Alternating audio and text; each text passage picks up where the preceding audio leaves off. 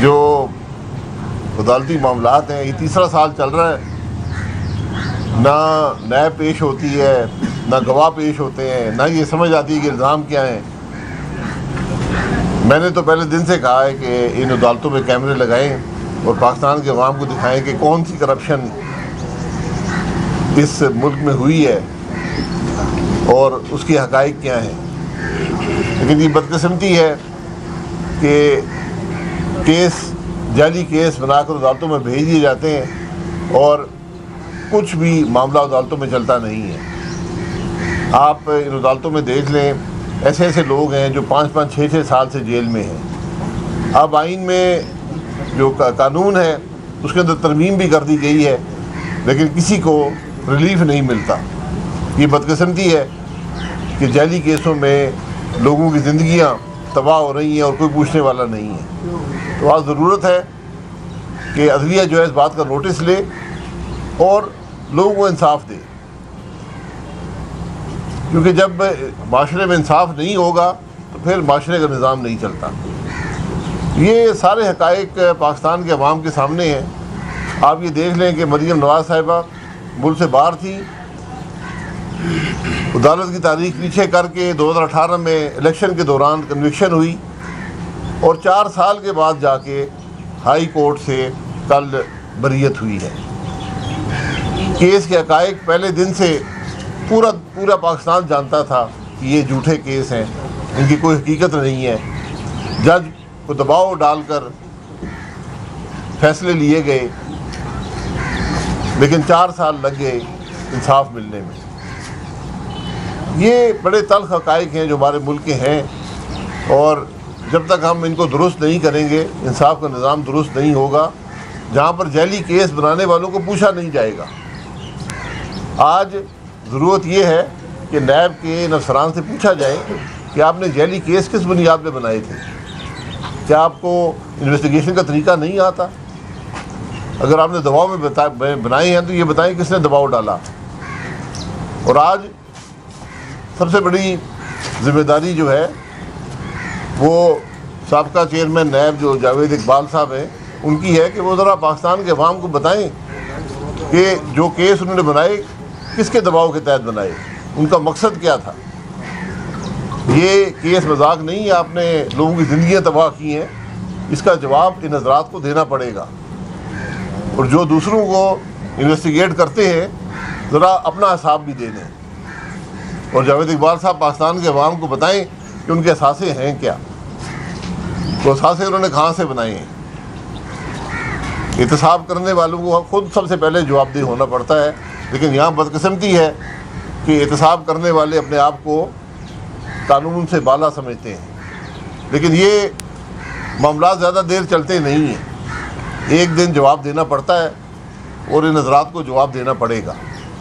جناب سر، وہ عمران خان صاحب اور ان کے جو وزراء تھے وہ بھی 4 سال یہی کرتے ہیں، یہ ہونا چاہیے، یہ ہونا چاہیے، وہ ہونا چاہیے، آپ بھی مسلسل یہی کہتے ہیں یہ ان کو جواب دینا ہوگا۔ جواب لے گا کون؟ حکومت آپ کی ہے، آپ لوگ جواب نہیں لیتے۔ جواب حکومتیں نہیں لیتی ہیں، یہ عدل کا نظام ہے، عدالتیں ہیں، عدالتوں کو فیصلے کرنے چاہیے۔ ہم 3 سال سے اس عدالت میں آتے ہیں، نہ کیس چلتا ہے نہ کوئی پوچھنے والا ہے۔ ججمنٹ ہائی کورٹ کی، سپریم کورٹ کی موجود ہیں کہ اگر کیس نہیں چلتا تو کیس کو خارج کر دیں۔ آج تک کوئی کیس خارج نہیں ہوتے۔ آپ عدالتوں میں دیکھیں 6-6 سال سے لوگ بیٹھے ہوئے ہیں، تاریخیں لے کر آگے جاتے ہیں۔ تو ہم تو صرف یہ بات کر سکتے ہیں، آئین میں جو ترمیم کرنی تھی قانون میں کر دی گئی ہے۔ ہم تو یہی کہہ سکتے ہیں کہ انصاف کا نظام کو چلنا چاہیے۔ انصاف کے نظام کے بارے میں کہا جاتا ہے کہ صرف چلنا نہیں چلتا، وہ نظر آنا چاہیے، وہ معاملات یہاں پر نہیں ہیں۔ اچھا، آپ لوگ کہتے ہیں سر آپ کو ایک تو مبارک ہو مریم صاحبہ کی، دوسرا یہ کہ عوام کو کوئی ریلیف نہیں مل رہا۔ تیل جو ہے وہ 80 سے بھی کم ہو گیا ہے عالمی منڈی میں، اور یہاں پہ ہمیں پتہ نہیں چل رہا، عوام کو پتہ نہیں چل رہا کہ اس کے ساتھ ہو کیا رہا ہے۔ آپ بڑھاتے جا رہے ہیں، اور جہاں ہم مارکیٹ میں جاتے ہیں کہا جاتے ہیں وہ کہتے ہیں डॉलर बढ़ गया है, पेट्रोल बढ़ गया है, दो चीज़ें वो कोट करते हैं। सब्जी वाला भी आजकल ये कोट कर रहा है, ठेले वाला भी ये कोट कर रहा है, भाई डॉलर और पेट्रोल बढ़ गए, तो कब तक आप रिलीफ देंगे? जी मैं ये कह रहा हूँ, ये 4 साल की गफलत है, 4 महीने में दूर नहीं होती। जहाँ तक तेल का मामला है, हुकूमत तेल की कीमत का तयन नहीं करती है। एक इदारा है, उसका नाम ओगरा है, वो 15 महीने के जो सौदे होते हैं, जो डॉलर का रेट होता है, जो आलमी मंडी में कीमत होती है, इन सब चीज़ों का तखमीना लगाकर 12 अंसर शामिल होते हैं, उनके मुताबिक तेल की कीमत का ऐलान करते हैं। हुकूमत का ऐसे कोई ताल्लुक़ नहीं है। ये गलत तासुर है कि हुकूमत जो है वो तेल की कीमतें बढ़ाती है घटाती है। ये आलमी मंडी के मुताबिक ओगरा फ़ैसला करता है। इसी तरह जो बिजली के मामलात हैं, इसका फ़ैसला भी नेपरा करता है, हुकूमत नहीं करती है। जिस कीमत पर बिजली बनती है, जिस कीमत पर तेल और गैस से बिजली बनाई जाती है, उसका तयन नेपरा करता है और वो मार्केट में रख देता है। ये मुल्क का कानून है, ये मेरा कानून नहीं है। सर ओगरा और नेपरा जो है ये पाकिस्तान की हुकूमत के अंडर में आते हैं या कोई बाहर की? नहीं, ये आज़ाद इदारे हैं, ये खुद मुख्तार रेगुलेटर हैं और एक निज़ाम है, एक कानून है जिसके मुताबिक वो ऑपरेट करते हैं। अरे शाह साहब, आप वज़ीर पेट्रोलियम भी रहे हैं, तो आपको पता है जो ऑयल बाहर से ख़रीदा जाता है, वो जिस दिन क्या 10-15 दिन के लिए सिर्फ आता है ऑयल, तो हर 10 दिन के बाद आप लोग कीमत बढ़ाते हो, ओगरा ही बढ़ाता है, लेकिन क्या वो 10 दिन के बाद कैसे कीमत बढ़ जाती है? आज खरीदा तो 10 दिन के बाद तो वो हर 15 दिन बाद कीमत का तयन किया जाता है। पहले 30 दिन का था, फिर इसको 15 दिन कर दिया गया था, तो हर 15 दिन बाद इसका तयन किया जाता है और वो आलमी मंडी के तमाम मामलात होते हैं। मैंने पहले बताया कि 10 एलिमेंट्स, इसके अंदर 12 एलिमेंट्स होते हैं। 10 का तयन जो है ओगरा करता है। सेल्स टैक्स और पेट्रोलियम लेवी जो है ये हुकूमत करती है। सेल्स टैक्स इस वक्त 0 है, 0 है, कोई सेल्स टैक्स नहीं दिया जाता। आमतौर पर 17% होता है, इस दफ़ा कोई सेल्स टैक्स नहीं है। पेट्रोलियम लेवी का हमने वादा IMF से, हुकूमत पाकिस्तान ने, इस हुकूमत ने नहीं लेकिन हुकूमत पाकिस्तान ने किया हुआ है कि 50 रुपये तक होगा। वो भी इस वक्त कोई 20-22 या 25 रुपये पे है, वो भी अपनी 50 रुपये से कम पे है। तो हुकूमत जो रिलीफ इस मामले में आवाम को दे सकती है वो दे चुकी है, लेकिन जब तक आलमी मंडी के मामलात दुरुस्त नहीं होते तो ये कीमतें, इस दफ़ा मुझे उम्मीद है कि आज कुछ कीमतें इंशाल्लाह ज़रूर कम होंगी। कि कल जो फैसला आया है, सॉरी मैं लेट पहुंचा, उस पर डिस्कस हो चुका हो ये क्वेश्चन। जी बात कर। अच्छा, कल जो फैसला आया है तो उसमें तो अदालत में ये साबित हुआ है कि ये केसेस तमाम गलत दाखिल किए गए थे और लेवी में जो रखा गया था वो बेकसूर था।